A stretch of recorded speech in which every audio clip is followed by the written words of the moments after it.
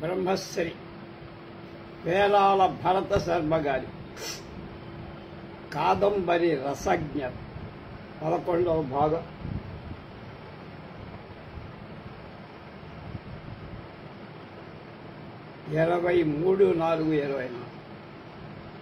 కాదంబరి రసోల్లాసం అనే అధ్యాయంలో ఉన్నాం మనం.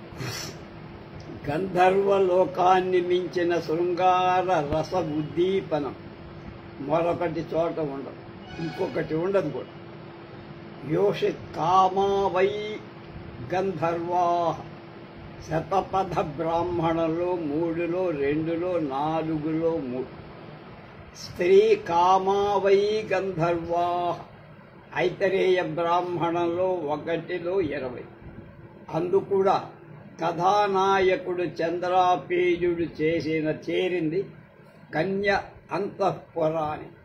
శృంగార రసాలంబనమైన స్త్రీ ప్రకృతి సర్వస్వం ఉండేటువంటి నగరానికి వచ్చి శృంగారమయమివ సౌందర్యమయమివ స్వరతాధిదైవతమయమివ కుసుమశరసమయమివ కుసుమశరమయమివ కుతూహలమయమివ సౌకుమార్యమయమివ అని మొదలుపెట్టి రాశాడు బాలుడు. అక్కడ స్త్రీ సౌందర్య సర్వస్వం కాదం, పురుష సౌందర్య సర్వస్వం చంద్రాపే. ఏవం విధ శృంగార రస సామగ్రి సముల్లితమైన ఈ ప్రణయ వృత్తాంత అతి విస్తారంగా బాణకులు వర్ణించి అంతా అభిలాషాత్మకమైన అన్యోన్య ప్రాప్తి ఇచ్ఛ దశలో సాగింది. ఒకళ్ళొకళ్ళు కోరుకునేటువంటి దశ.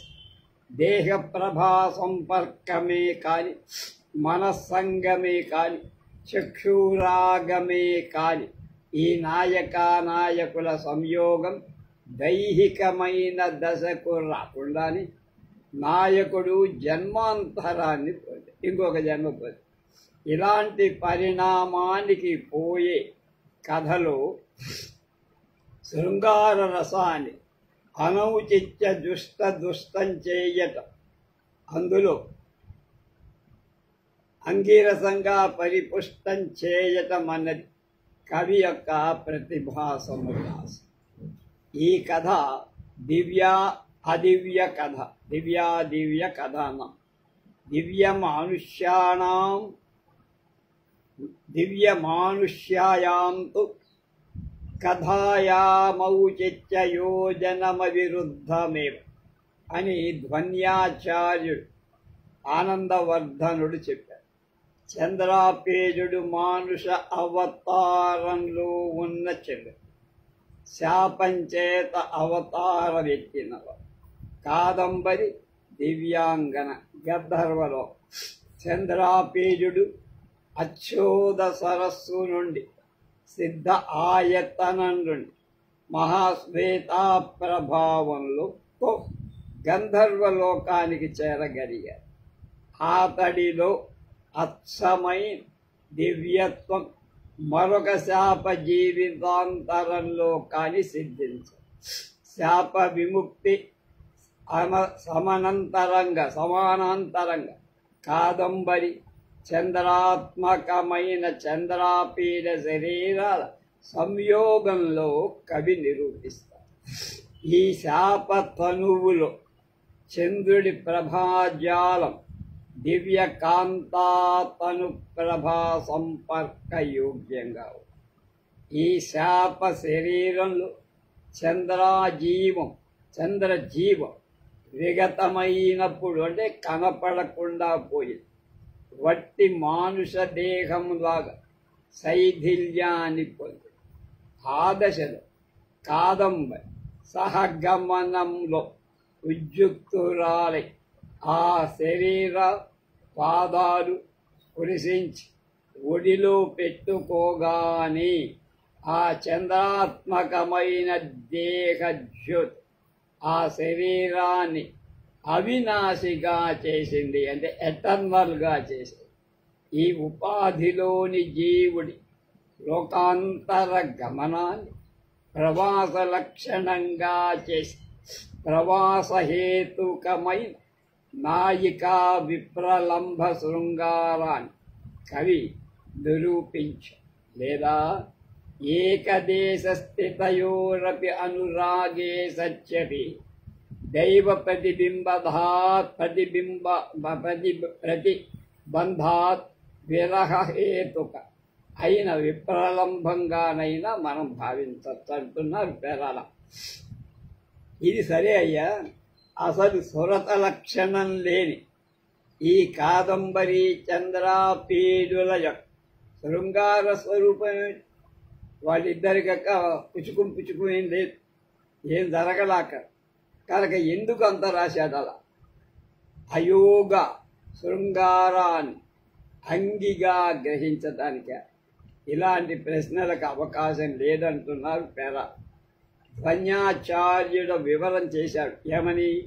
నచ సంభోగ శృంగారస్య సురతలక్షణ ఏ వైక ప్రకార యావదన్యేపి ప్రభేదా పరస్పర ప్రేమ దర్శనాదయ సంభవంతి తే కస్మాత్ ఉత్తమ ప్రకృతి విషయే న వర్ణ్యంతే అని ఆయన నిబంధన పెట్టి సంభోగ శృంగారాన్ని వర్ణించటానికి సురత లక్షణం ఒక్కటే మార్గంగా పెద్దనాదులు లేకపోతే వసు చరిత్రకారులు మొదలైన వారు ఊహపడి కింద మీద పడి దొర్లినట్టుగా రాసిందే శృంగారాన్ని వర్ణించడం అనుకుంటే పొరపాటు అబ్బాయిలు.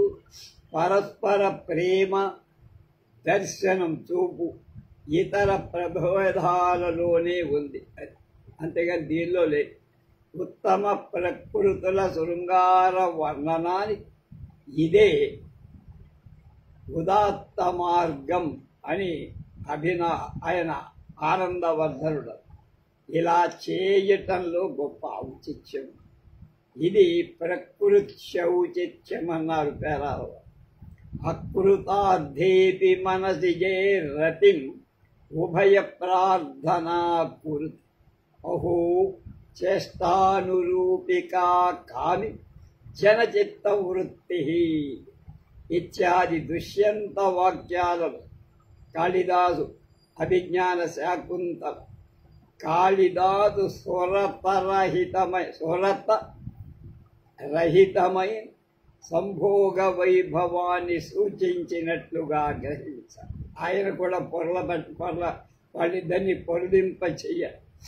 ఇలాంటి ఉదాత్త లక్షణంతో సంభోగ శృంగారాన్ని వర్ణించటం, దాన్ని పరిపుష్టి చేయటం చాలా మనోహరమై సన్నివేశ కల్పనలలో బాణ మహాకవి నిరూపించారు. కాదంబరి ముగ్ధానాయిక లజ్జా విజిత మన్మథ్ ఆమెచే చంద్రాపీజుడికి తాంబూలం ఇప్పించటాన్ని మహాశ్వేత చాలా బలవంతం చేయాల్సి. అప్పుడైనా ఆమెలోని లజ్జ ఎంతో అవరోధంగానే ఉంది. మహాశ్వేత నుండి దృష్టి మరల్చలేదా. శరీరంలో కంపం ఉంది, కళ్ళలో తత్తర బరువైన నిట్టూరు, మన్మధుడు జలకమాడిస్తున్నట్లు మేనిలో శరీరంలో సాత్విక శమట స్వేద ప్రవాహం. ఆ ప్రవాహంలో మునిగిపోతానేమో, నన్ను ఆదుకో అన్నట్లు సాధ్వస పరవశురాలై పడిపోతానేమో అని చంద్రాపీజుడి శరీరాన్ని ఆలంబనం చేసుకోవటానికో అన్నట్లుగా తాంబూలాన్ని పూచెతో పట్టుకొని తన చివురాకు వంటి చేతి చంద్రాపీయుడి వైపు ప్రసరింపచేసి ఆమెలోని కుమతి మనోమోహన విలసిత జారిపోయిన లక్ష్య ఈ లజ్జాభావంలో సువ్యక్తమై. మహాశ్వేత దీనికి సాక్షి.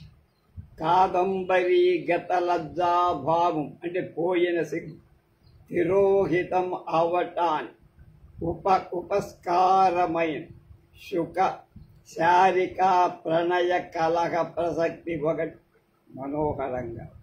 తరువాతనే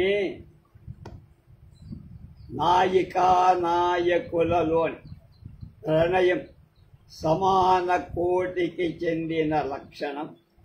క్రీడా పర్వత శిఖరం మీద చంద్రాపేయుడు కన్యాంతఃపుర సౌధ శిఖరంపై కాదంబరి నిలిచినప్పటి వాళ్ళ హావభావాలలో ప్రకటితం చేశాడు. అంత జాగ్రత్త పడి తం విలోకయంతి తేన చ విలోక్యమానా మహాంతమపి కాలమతిక్రాంతం నాజ్ఞాసి. ఏమిటి స్థితి? వీరు ఈ శిఖరాలకు ఎలా చేరారు? అసలు మహాశ్వేత కాదంబరి తల్లిదండ్రులను చూడపోయినప్పుడు వీళ్ళు ఈ శిఖరాల మీద మహాశ్వేతను కురించిన మోహ విలసితం కాదంబరిలో లేదు.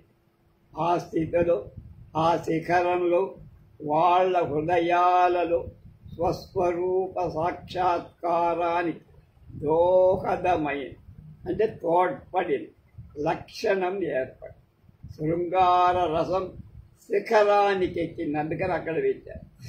కాదంబరి మదలేఖ తరళికలతో తన శేషహారాన్ని చంద్రాపేజుడికి ఉపాయనం కానుకగా క్రీడా మందిరానికి పంపి ఆ హారం ఎంత రమణీయంగా ఉంది.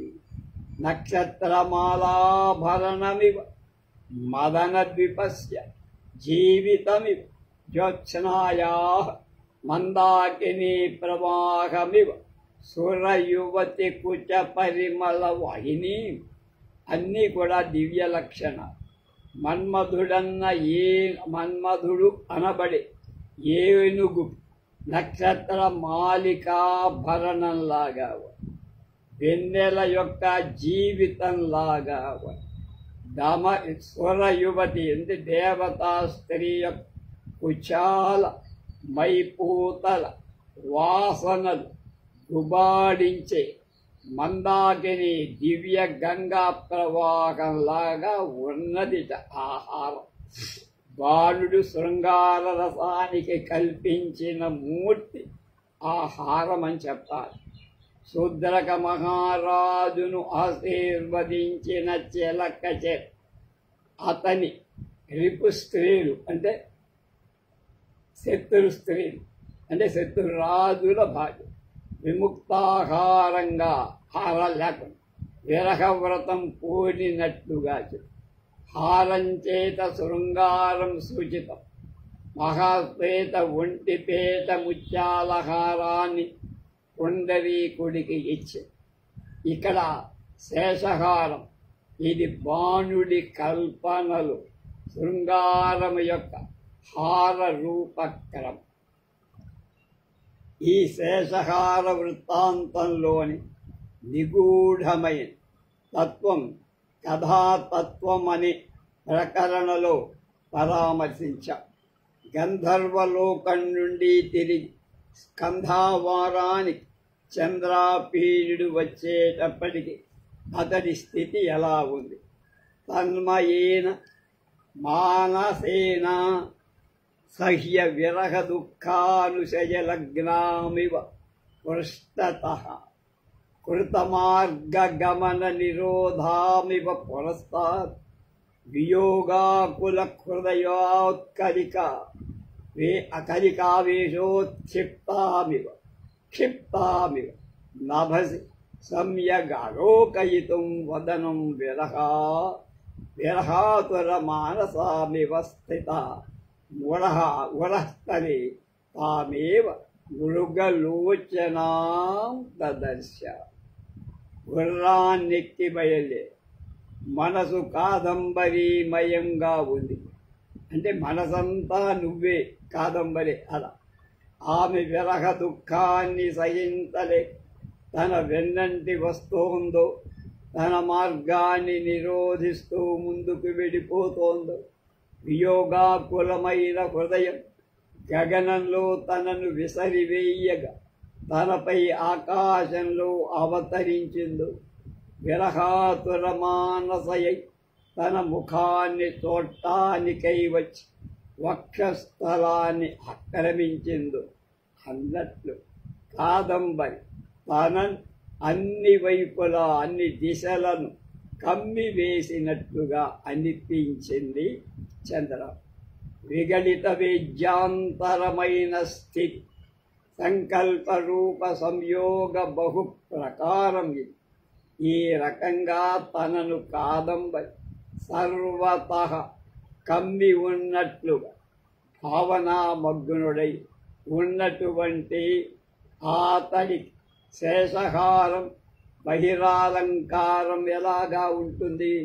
వేసుకున్న హారం మర్చిపోయాడు కనుక దాన్ని గుర్తెందుకుంటుంది? ఒళ్ళంతా కాదంబరే ఆక్రమిస్తే కాదంబరి తన అంతర్లీనమైన హారం అని కనుక స్కంధావారానికి చేరిన వాడంతా పత్రలేఖతో ఆమెను అంటే కాదంబరిని గురించిన ప్రసంగంతోనే గడిచింది. వాడు ఇంకొక స్పృహ లేదు. రాత్రంతా ఆమెను కూర్చిన తలపుతోనే జాగరణం చేశారు.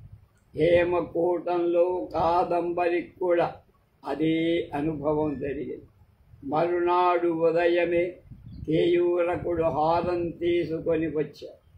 మరి ఎన్నో ఉపాయనాలు కానుకలు తెచ్చి కాదంబరి విరహము ఏ దశకు వచ్చిందో విప్పి వివరంగా చెప్పి ఆమె హిమగృహంలో ఉంచాల్సి వచ్చింది. చల్లదనం ప్రపంచంలోని ఎంతటి చల్లదనాన్ని ఆమె ఎంత చల్లదనమైన ఆమె తాపాన్ని ఉపశమింప చెయ్యలేకపోయింది.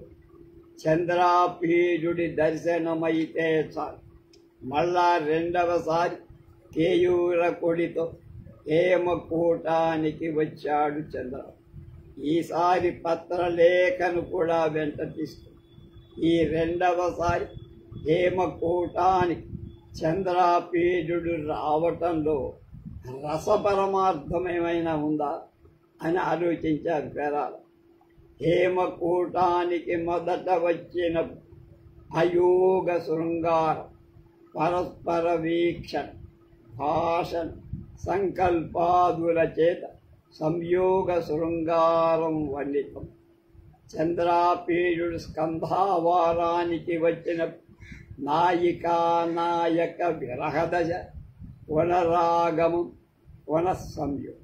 ఇది శృంగార రసము యొక్క సమగ్ర సముల్లాసం.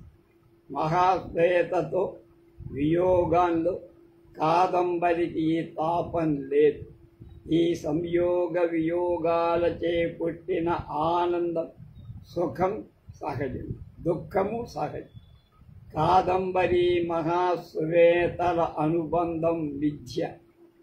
ఈ భేద నిరూపణం హిమగృహ వృత్తాంతంలో అంటే ఏమిటి? చంద్రాపీఠుడి విరహాన్ని కాదంబరి తాపాధిక్యం. చంద్రాపీఠుడి విరహం కాదంబరికి తాపాన్ని పెంచు.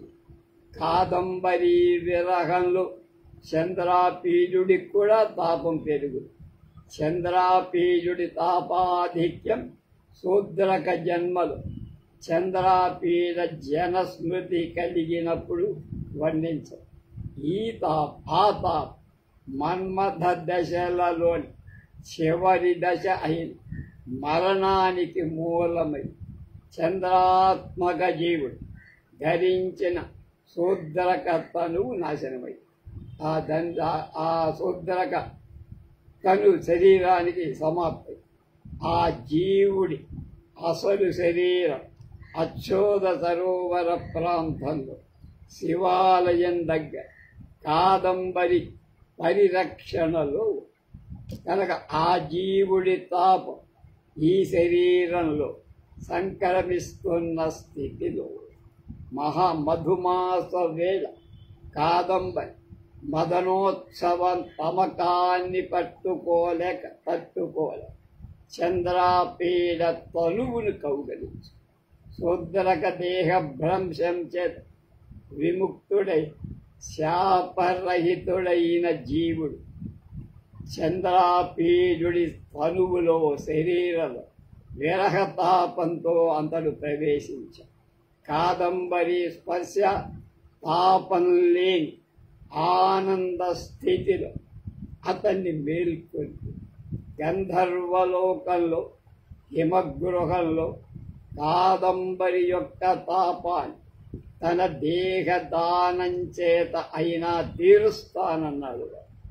ఇప్పుడు తన పాపం ఆమె దేహదానం చేతనే తీర్చబడి ఇద్దరూ పరస్పరం దేహదానం చేతని తమ తాపాలను పోగొట్టుకోవడం సంయోగం యొక్క పరమార్థం. జన్మాంతరం పొందిన నాయకుడు మళ్ళా పూర్వ స్మృతిచే ప్రియా సంయోగాన్ని దేహాన్ని ధరించ అమృతమయమైన చంద్రత్వం యొక్క లక్ష్యం. శృంగార రసోద్దీపన విభావమైన చంద్రుడు ఆలంబన విభావమవటం ఇది ఈ కథలో నాయకుడి యొక్క విలక్షణం. జన్మాంతరంలో పూర్వస్మృతి కలిగి వియోగ వ్యధాకులితులైన నాయకుడు ఆలంబన విభావంగా ఉండటం ఈ కావ్యంలో శృంగార రసస్థితి యొక్క విలక్షణం. యథార్థానికి 45 ఏళ్ల కాలం విరహావస్థలో గడుబట ఉన్నది. మానుష లోకంలో శృంగార రసస్థితికి అనుకూలమైన దశ అక్క. ఇది కరుణరసమే కావాలి. మరణహేతుకమైన నాయకుల విరహం మానుష వేషంలో మానుష ఓఘంలో కరుణారస అవలంబన. కానీ ఈ నాయకుల స్థితి వేరు, మామూలు కాదు. చంద్రాపీడుడు చంద్రుని శాపము యొక్క అవతారం. ఆ చంద్రాపీడ శరీరం మిత్రుడైన వైశంపాయనుడి మరణం చేత శిథిలమైంది. ఆ శిథిలమైన శరీరంలో కాదంబరి స్పర్శం చంద్రమయమైన తేజోదీప్తిని ప్రభవింపజేసి ఆ శరీరంలోకే శూద్రక జన్మ నుండి విముక్తుడైన చంద్రాపీడుడిలో జీవరూపంగా ఉన్న చంద్రుడు ప్రవేశించి అప్పుడు ఆ శరీరం చంద్రుడి యొక్క దివ్య శరీరమైంది. మానస శరీరం కాదు, మానుష శరీరం కాదు. కాదంబరి చంద్రాపీడులలో ఈ విధంగా దివ్యత్వం పరిపూర్ణంగా సిద్ధించని చక్కని లాజిక్ తీసుకో. ఇది వారి శారీరకమైన సహజ సంయోగ ఔచిత్యం. చంద్రుడికి అమృతంతోడి సంయోగం సహజం. అమృతం కాదంబరి, చంద్రుడు చంద్ర. అయినా తాను చంద్రాపీడుణ్ణి అనే స్మృతి గల ఆ శరీరధారి విలాసవతి తారాపీడుల తల్లిదండ్రులుగానే భావించి నమస్కరించి, అంటే విలాసవతి తారాపీడుల కుమారుడు వాడు కాడు. మానుష ఔఘంలో ఉన్న స్థితిలో తారాపీడుడు విలాసవతి అనుభవించింది పుత్ర విరహకృతమైన దుఃఖం. వారు కరుణ రస ఆలంబనంలోనే ఉన్నారు. కానీ దివ్య ఓఘానికి చెందిన చంద్రుడి కాదంబరి త్రికాలాబాధితమైన స్థితి. వాళ్ళ విరహం విప్రలంబ శృంగార స్థితి. అందుకనే చంద్రాపీడుడి మరణం చేత దుఃఖితురాలైన కాదంబరిలో శృంగార రసాలంబనత్వం విచ్ఛిన్నం తెగిపోకుండా, లోకధర్మాన్ని విరుద్ధం కాకుండా శృంగార కరుణాల విరోధం అనౌచిత్యం అంటకుండా కవి ఆ ఘట్ట చాలా నైపుణ్యం నిశిత విమర్శన పటువైన అనుశీలనం చాలా గొప్పగా పోషించగా పరిపోషించాడు ఉత్కృష్టంగా. కుమార బాణుడితో సమానమై రస సిద్ధాంత సమాలోచనా పరుడు కనుకని కాదంబరి కావ్యం మనకు సమగ్ర రూపంలో లభించింది. ఈ స్థితిలో నాయిక కాదంబరి మూర్తి భవించిన శోకమై మదలేఖతో అస్మిన్ సమయే మరణమేవ జీవితం పునర్మరణం. ఈ దశలో నేను చనిపోయినా బతకటమే నాకు మరణం అవుతుంది. ఇంతకు మించిన కరుణరస సన్నివేశం ఎక్కడుంటుందయ్యా? తన ప్రియుడితో సహగమనానికి చితి సిద్ధం చెయ్యము. సహగమనం సంతోషపూర్వకంగా చెయ్యటానికి సిద్ధపడిన ఆమె ఉత్పద్యమాన పులక కేసరోద్భాసిన్య సమసాధ్వసానిలాహ ఉత్కంపోత్తరంగా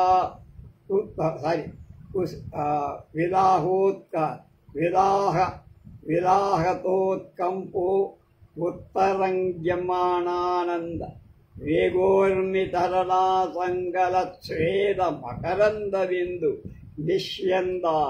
నిష్యందిని ముకులాయమాన నయన కుముదిని చంద్రాపీడ చంద్రాస్తమయ విధురా.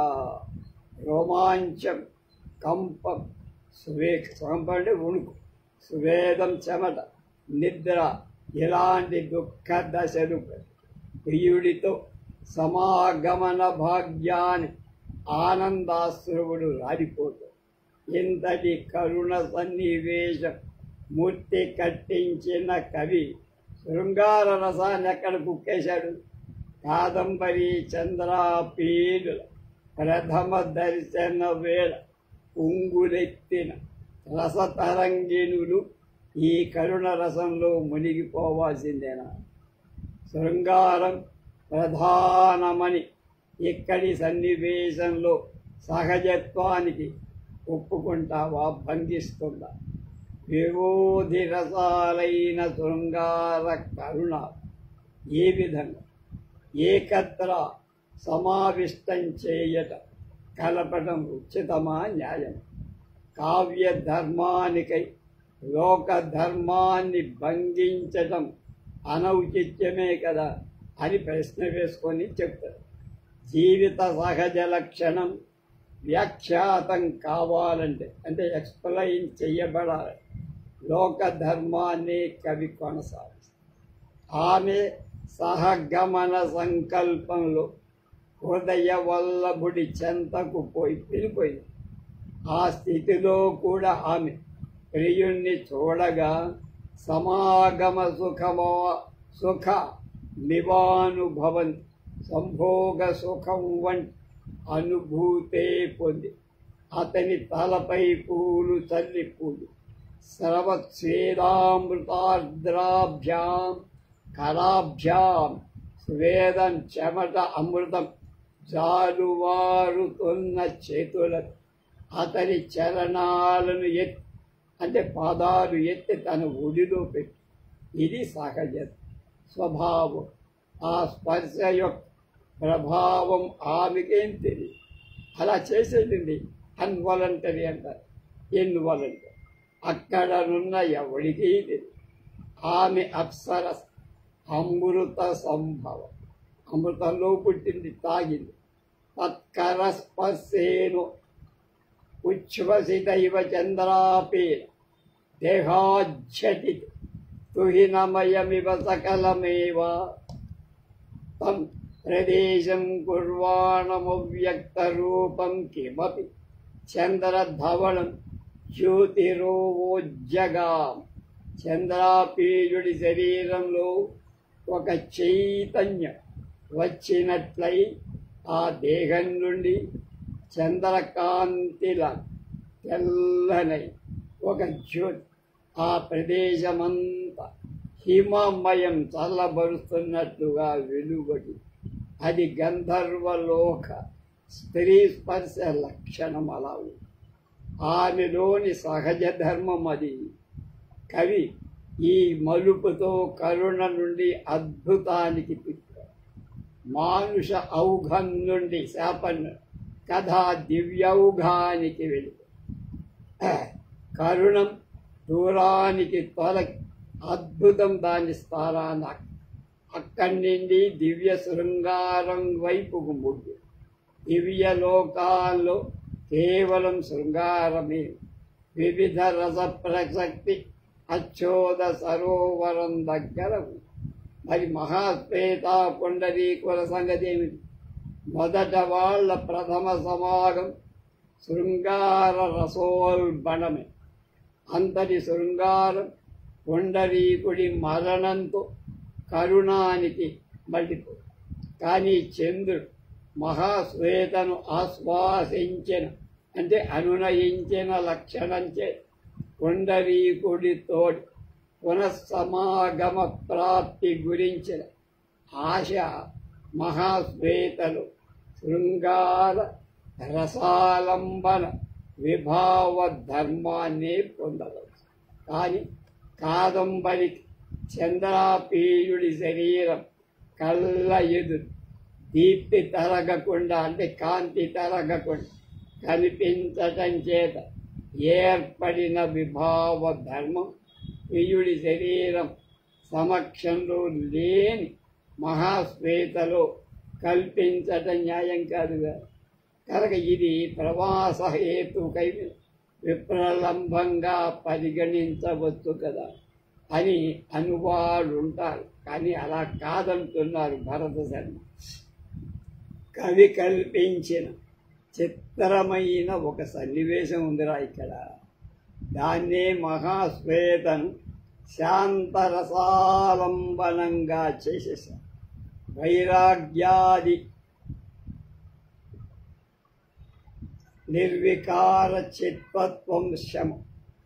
ఆ శమం ఆమెలో పుండరీక వియోగజన్యమైన వైరాగ్యం చేత ఏర్పడిన జ్ఞానం చేత కలిగి ఆమె తపసిద్ధురాలైపోయి భిక్షా కపాలంలో వృక్షాలు ఫలభిక్ష పెట్టాయి.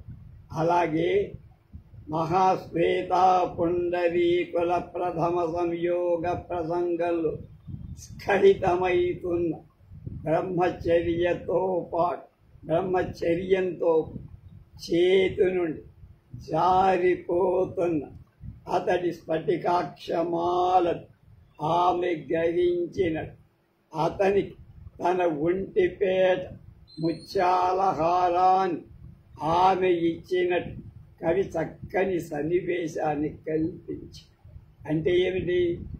మునిలోని బ్రహ్మచర్యం ఆమెకు దక్కింది, పుండరీకుల్లోని మునిచర్య మహాశ్వేతకు లభించి ఆమెలోని రాగం ఆమె ముత్యాలహారం రూపంలో అతనికి కంఠానికి తగులుకొని పడ్డాయి. ఈ బ్రహ్మచర్యం యొక్క ప్రభావం చేత ఈమెలో వైరాగ్యం సిద్ధించి పుండరీకుడిలో ఆమె రాగ లక్షణం చాంచల్యం రతి విషయక చిత్తధృతి ప్రబలమైన సంస్కారంగా అతడి ప్రతి జన్మలో వెంటబడి అతని పతనానికి దుఃఖానికి కారణం. మహాశ్వేతలో సంక్రమించిన బ్రహ్మచర్యం శమాది షట్ సంపత్తి ఈమెను పాశుపత వ్రతధారిని చేసి ఆ శివాలయంలో దక్షిణామూర్తి ఉపాసనా పరురాలే. ఆమె శాంతరసంలో ఆలంబనమని చెప్పడంలో ఎలాంటి అభిప్రాయ భేదం లేదు, విప్రతిపత్తి భేదం. అలాగే ఇలా రకంగా బాణుడు ఆమెను వర్ణన. ఆ సిద్ధాశ్రమ ప్రాంతంలోని కాదంబరి చంద్రాపీడుడి విగత శైవమైన శరీరాన్ని కాపాడుతూ మహాశ్వేతను గురువుగా భావించి విప్రలంబ శృంగారాన్ని ఆలంబమైన చంద్రాత్మక చంద్రాపీడ సమారాధన తత్పరైపోయింది కాదని. మహాశ్వేత మాత్రం శివుడిలో భావాన్ని లగ్నం చేసి 2 దశల్లో మాత్రమే ఆమె శాంతరస సమయమైన చిత్తవృత్తికి విక్షేపం కలి చంద్రాపీజుడి తన ప్రణయ వృత్తాంతాన్ని చెప్పుకొనేటప్పుడు పుండరీకుడి మరణానికి తాను కారణం అవటం వల్ల దుఃఖం యొక్క అతిశయించే ఆమెలో కరుణరసం కలదు. 2 వైశంపాయన అచ్చోద సరోవర ప్రాంతంలో విహరిస్తూ తనను చూసి సంభోగ విషయ ఇచ్ఛ ప్రకటన చేసినప్పుడు ఆమె రౌద్రమూర్తి. వైశంపాయనుడి సంభోగ విషయకు ఇచ్ఛా విశేషం ఏకత్ర అనురాగ విషయమై రసాభాసానికి ఆస్పదమై మహాశ్వేతలో శత్రుకృత అపచారంగా పరిణమించి ఆమె మనసు ప్రజ్వలింపచేసి శాపాగ్ని చేత వాడిని దగ్ధుణ్ణి చేసేసి శాంతమూర్తి అయిన మహాశ్వేతలో ఇలాంటి చిత్త విక్షోభం ఎందుకు కలిగింది? దాని కారణాలు మానుష ఔఘంలోని సహజమైన రాగబంధం వైఫల్యం ఏర్పడిన దుఃఖం. 2వది క్రోధ ప్రభావమైన సంభోగం. కరుణాన్ని శాంతంచే తట్టుకోవాలి. రౌద్రాన్ని దుఃఖంతే ఫలం. రౌద్రానికి దుఃఖమే ఫలం. అది క్రూరక శాంతించ తన ప్రియుణ్ణి తానే చంపుకుంటానని తెలుసుకొనినప్పుడు ఆమె పొందిన పరితాపం మరొక చిత్త విక్షోభం. లౌకికాలైన వాసనలలో శాంతమూర్తుల శోభ పెట్టుటాన్ని ఈ సన్నివేశం చాలా సహజంగా చేకూర్చాడు వాడు. ఈ అచ్చోద సరోవర ప్రాంతంలోని చంద్రాపీడ వియోగ సంతప్తుడై తారాపీడరాజు మృత్యుంజయ ఉపాసనాపరుడు విరాగి ఉత్తర పునర్జన్మ ప్రతీక్షాబద్ధ బుద్ధిగా ఆ పుత్రుడు కనిపించిన తర్వాత కూడా అతడు వైరాగ్యాన్నే భజించాడు. కానీ మళ్ళా సంసార లంపటంలో పడదు. అలాగే శుకనాథుడు సంసారం యొక్క అసారత్వాన్ని గురించి ప్రసంగించడం అతడి శాంతరసము ఆత్మతత్వం మొదటి నుండి వ్యక్తమవుతుంది. మరొక విషయం కూడా ఇక్కడ చెప్పక తప్పదంటున్నారు తేరాల భరత సార్. చిత్రలేఖ కేయూర చంద్రాపీజుడి తాంబూల కరంకవాహిని పత్రలేఖ కాదంబరి వీణావాహకుడు కేయూరకు.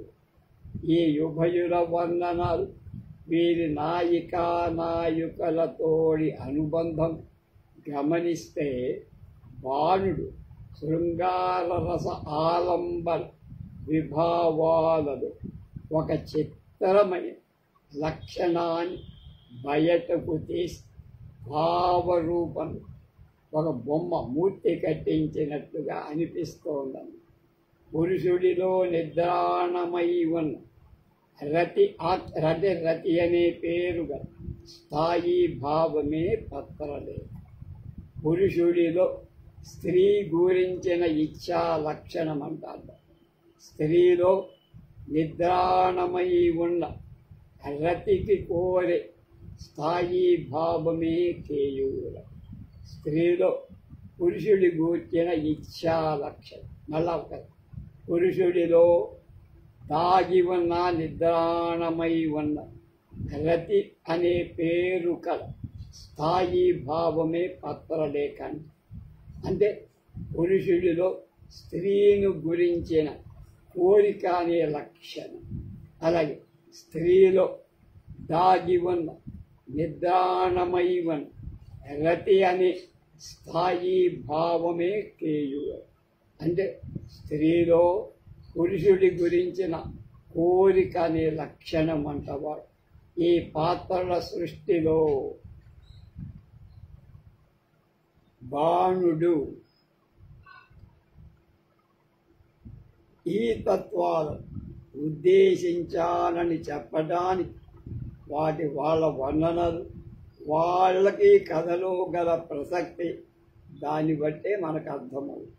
తాంబూలం రాగం అంటే ఎరుపు రంగు, వీణా రాగం నాదం, రాగం రంగు దేనికి పులుముకొన్నది, రాగం అనురాగం ప్రేమ విషయకం, నాదమయమైన రాగం శ్రోత్రాలచే చెవులచే గ్రహింపబడు.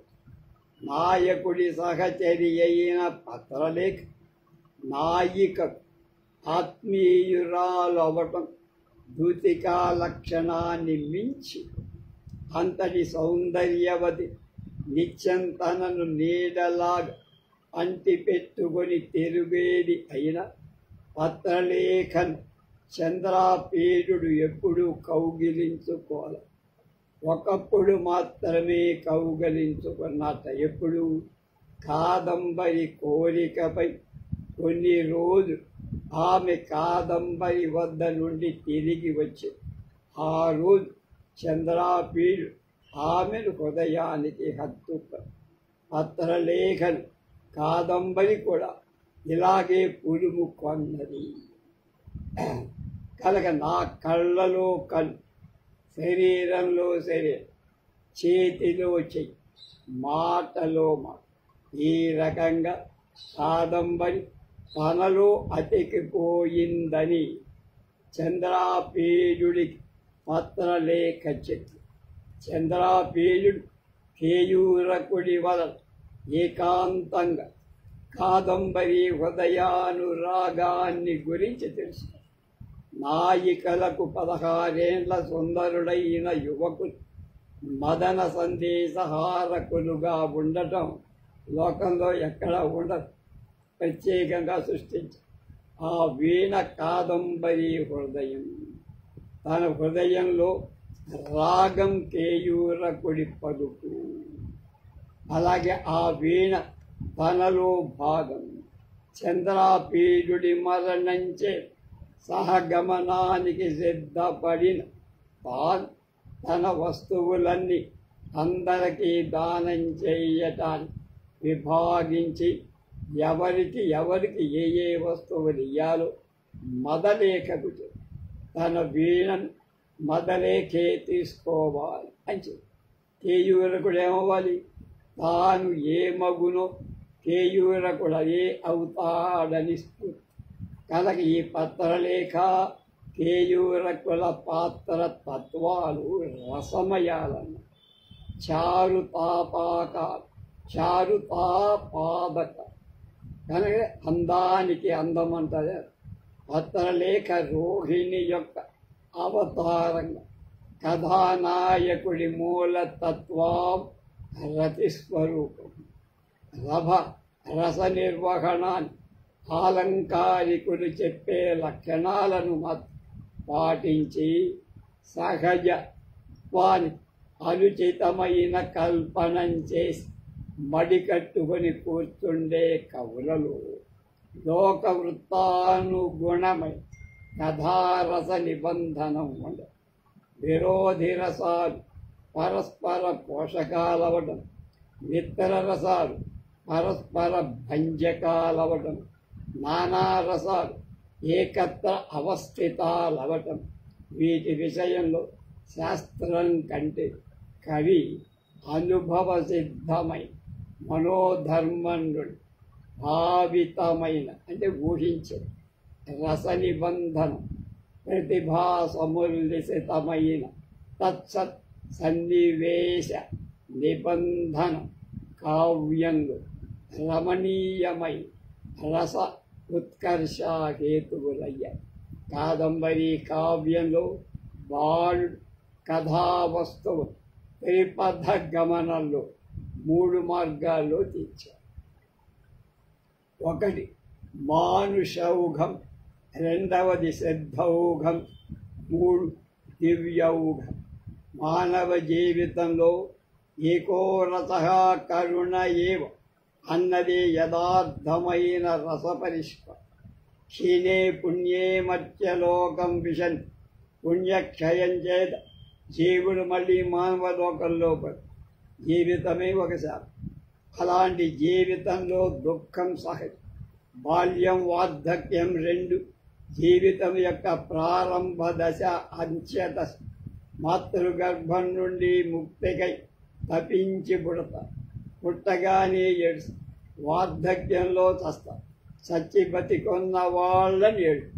ఈ మధ్య జీవితంలో కొంత నవ్వు, కొంత ఆడుకోడు. కామ క్రోధాదుల అర్ధ కామ పురుషార్థ సాధనం సతతమవుతూ కొంచెం సుఖం కొంచెం దుఃఖం పొందు కరుణ రసానికి దగ్గర. మిగిలిన రసాలు ఆయా నిమిత్తాలై తాత్కాలికంగా అనుభవ సిద్ధి. మానవలోకం కర్మభూ, కర్మరజోగుణ సంభవం. వేదాంతులు దాని ఫలితం దుఃఖమని చెప్పారు. ఇక్కడ మానవుడు కరుణాంతరంగుడు, కరుణ రసాంతుడు. నోటికొక్కడు సిద్ధి కోసం తపిస్తారు. దుఃఖం నుండి విముక్తి కావాలనుకో జ్ఞాని అయి సత్యాన్ని దర్శించి శాంతాత్ముడవ్వాలని కోటికొకడు. ఇక భోగలోకాలున్నాయి. అక్కడ భోగమే. భోగానికి తగిన వయస్సు త్రిదశత్వం 30 ఏళ్ల ప్రాయం.